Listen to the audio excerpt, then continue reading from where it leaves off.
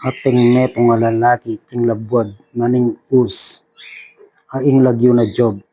Ating lalaki ito sakdalya at matulid at tatakot yaking Diyos at makakawani yaking dewa kami.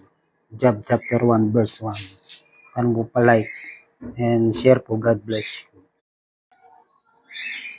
At i-Job may kibat ya at sinabi na mawala ya sa ingal do anong katlan kong ibait ating benya at aminyabi ating anak ka lalaking ni pangagli. Job chapter 3 verse 2 hanggang 3. Tapos palike po ang pong share.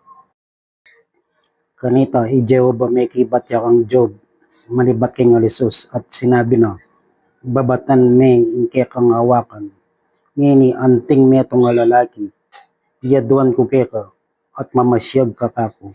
Job chapter 40 verse 6 to 7. Pa-share po, pa-suporta po yung kakong page. Salamat po. God bless you. Kanita may kibat ya i-Job kang Jehovah at nga na balo ko king arpat mo ding hanggang bagi at king alaking nanumang munay kalamo at malyaring ibawalanan.